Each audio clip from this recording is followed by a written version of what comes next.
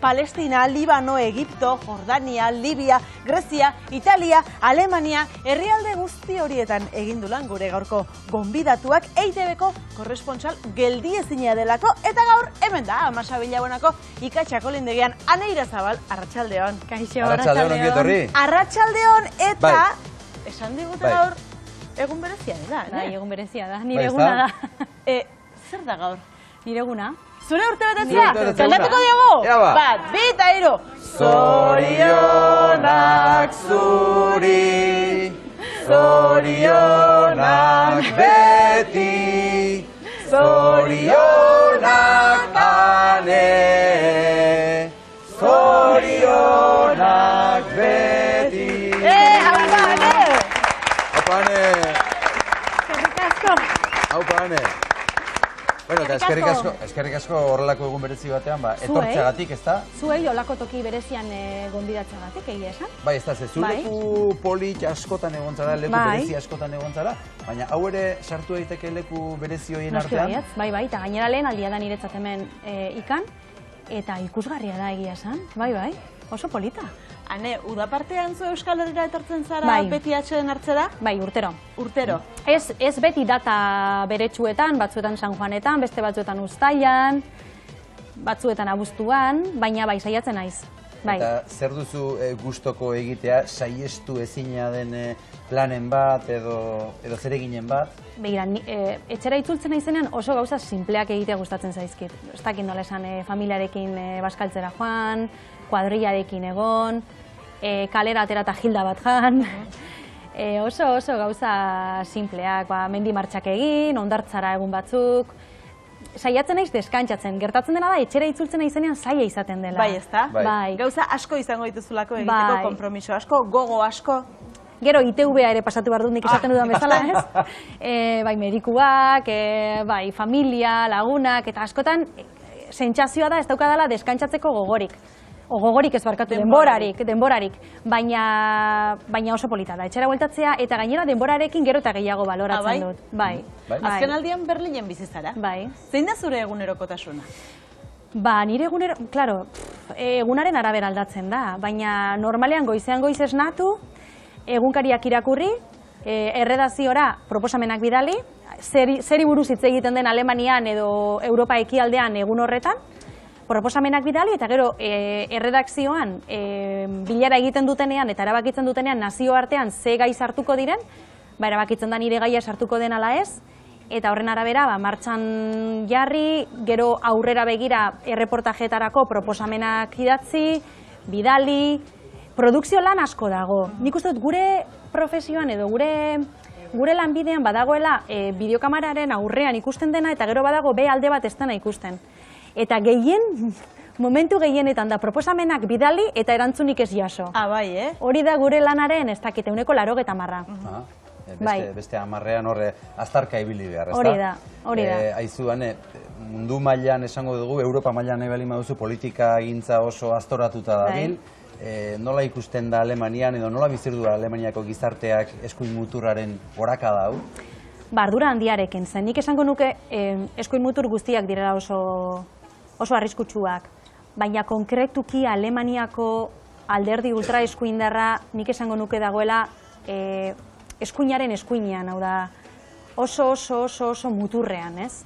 Eta ikustea Europako bozetan bigarren alderdirik bozkatuena izan dela ia botoen 16%, eta 2025an egingo diren, Alemanian egingo diren hauteskundeetan, boleto asko dituztela ere bigarren indarra bihurtzeko, Alemaniako gizartea banatuta dago, alde batetik oso beldurtuta daudenen artean, eta beste alde batetik pixkat nazkatuta edo esango genuke sistema politikoarekin nazkatuta daudenen artean, eta haientzat alternatiba zoritxarrez ultra eskuina da. Alemanian eta Europa iparraldean eskuin muturraren gorakada agerikoa da, eta hegoalderago joan da gauzak ez daude asko hobeto, Gazan egon zara zu lanean. Nola gogoratzen dituzu momentu horiek, Ane? Azken aldiz, otsailean egon ginen, Rafako korridorean, hau da Egiptoren eta Gazaren arteko mugan, egia da Gazara sartzea ezinezkoa izan zela, beraz gu geratu ginen hor korridorearen erdian, Gazatik ihes egitea lortzen zuten familiak elkarrizketatzen, eta gero mugaldean dagoen ospitale batean, erietxe batean egon ginen, bertara eramaten dituzten umeak eta adintxikikoak ikusten, batez ere haien gurasoekin hitz egiten. Sortea baldin badute, eta haien gurasoekin ateratzea lortu baldin badute. Ze asko umezurtz geratu dira eta ez dute aukera hori, ez?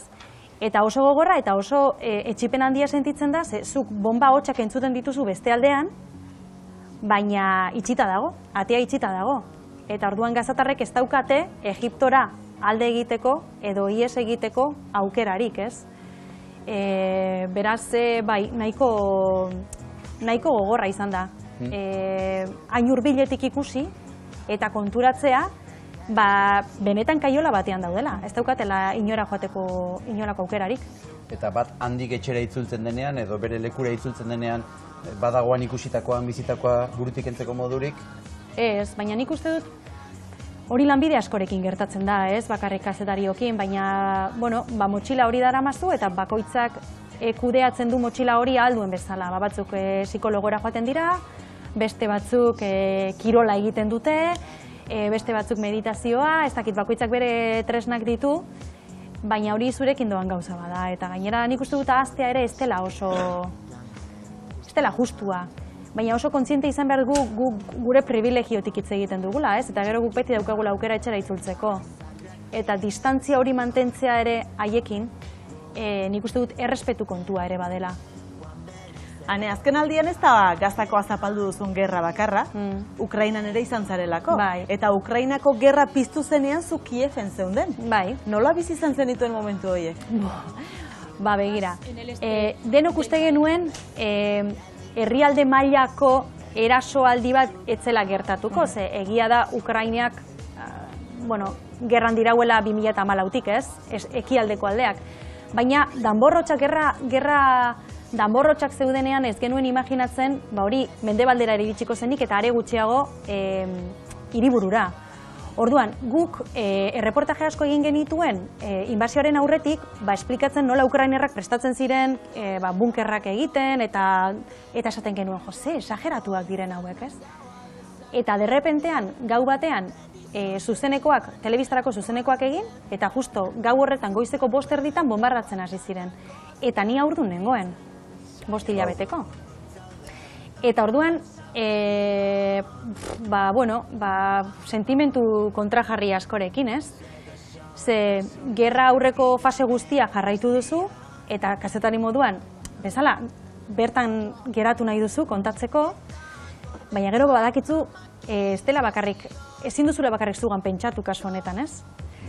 Eta joan egin behar duzula, eta gero bertan zeuden kazetari lagun guztiek esaten zidaten, joan egin behar zara, alde egin behar duzu. Eta orduan, klaro, kriston presioa zen, nik banekien, baina lehenengo egun horietan kaos handia zegoen, etzen ulertzen zer gertatuko zen. Esaten zuten, Errusiako soldaduak 2 egunetan iritsiko zirela Kievera, parlamentuko eta gobernuko eraikinak bombardatuko zituztela, gero etzen ala izan, baina guk ez genekien, ze lehen ordu horietan ezen ezer ulertzen.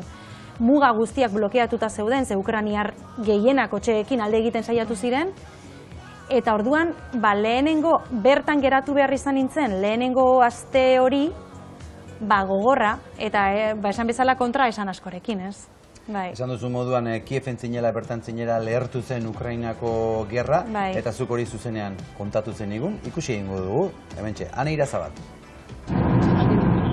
Beno, gaur Kiev utzi duen azken konboi humanitariora batu gara, autobus honetan 21 pertsona daude, eta aurrean eta atzean beste kotxe asko erakundeekin, baita herritarrekin ere, jende asko ihes egiten ari da espero duelako datozen orduetan, hiriaren setioa abiaraziko dela, eta ikusi duguna, hiritik alde egiten izan da, zeharo militarizatuta dagoela, ejertzituaz gain, Ukrainako ejertzituaz gain, milizia armatuak ere badaude, izan ere gogoratu behar dugu, azken orduetan Kieveko gobernuak armak banatu dizkiela herritarrei eta checkpointak ikusi ditugu zubietan, errepideetan, iaia hiriko erdiguneko sarrera gehienetan. Ez dakigu oraindik Moldaviako edo Poloniako mugara ebakuatuko gaituzten. Hane, askotan ez da badirudi horrelako egoera bat gertatzen denean, edo kazetaria iaia kanpotik kontatzen ari den norbait dela, baina hor sekula baino gehiago bat gehiago zara, kazetari izateaz gain. Bai, baina aldi berean lehen esaten nuen hori ez duzu Ukrainiarren parean zure burua jarri nahi. Badakizulako zuk Ukrainiarrek ez dituzten aukera gehiago dituzula herrialdetik ateratzeko. Zegu kasu hortan konboi humanitario baten ateratzeko aukera izan genuen Moldaviatik. Une horretan ez nekien, baina azkenan Moldaviatik atera ginen. Eta Ukrainarrek orduak eta egunak pasazituzten hor mugan itxaroten, ez? Orduan, alde batetik sentitzen zara, zuk ere pairatzen duzula gertatzen ari dena, baina beste alde batetik ere distantzia hori mantendu balduzu errespetu kontua delako, ez? Baina garai horretan, eta oioipurdia jartzen zait pixka bat, ze lehen aldia da bideo hori ikusten dudala, baina garai horretan, momentu horretan pentsatzen ari nintzela zen, jope, ikusten ari naiz, ze lehenengo aldiz, emakume, kazetari eta ama izatearen kontraesan hori, ez? Orain arte hainbeste borrokatu dudan hori, une honetan joan egin behar dut. Ze nire gainetik dagoen beste realitate baten ardura daukat. Esan diguzun moduan, ikusi zaitugun bideo horretan haurdun zinen, lekua utzi behar izan zen nuen. Amatasunak zertan baldintzatu du zure ogibidea ikusteko modua edo zure lan egiteko modua? Saiatu naiz, gehiegi ez aldatzen, ez dakit nola esan. Niri izugarri gustatzen zait, nire lanaren alderik politena da bidaiatzea, ez? Eta umeak urte bete arte, ibiltzen hasi zen arte gurekin eramaten genuen. Hau da, motxilan sartu eta koberturak egitera etortzen zen gurekin, eta kazetarik ikusten gintuzten kolega askok eta esaten zuten. Ai ama, baina zertan ari, zure zanea da? Baita, oso harrituta geratzen ziren, ez? Orduan, saiatu naiz gehiegi sakrifikatzen, hau da, gustatzen zaidana egiten jarraitzen, ez bakarrik Berlinen korrespontxala izaten jarraitu, baizik eta gero nire bidaiak egiten jarraitu, ez? Eta gero bestalde batetik ez dakit nire mundua ulertzeko, jaiotzen den momentuk zerbait aldatzen da, ez? Zure bizitzan, baina ez dakit ama izateagatik gauzak beste modu batera ikusten ditudan edo ala ez, edo sentsibilitate berezi badaukadan. Hori ez dut uste. Eta agian, inoiz epaitua sentitu zara, ama korrespontsal izateagatik? Bai, baina gertatzen dena da, eta niretzat sorte bada, baditu bere alde negatiboak, Baina Berlinen bakarrik nagoenez, ez daukat ez familia, ez lagunak, ez bizilagunak, ez nolabait askotan komentario hutsalak egiten dizkizuten pertsonak, ez? Batzutan intentzio onarekin, baina guzti hori nik aukera daukate, ez? Horri salto egiteko eta komentario hori guztiak ez entzuteko. Eta orduan nire egunerokotasunean bakarrik nagoenez, nahi dudana egiten dut, jendeak ez nau ezagutzen ez dakit ama naizenik ere, testu inguru askotan lanean nagoenean, eta orduan ez dut sentitzen kritikatua izatearen, ez dakit nola esan Damoklesen ezpata hori, ez? Eta gero, alabearrez bai entzuten dira komentarioak, bai. Baina, ez diet kasu gehiagirik egiten egia esan.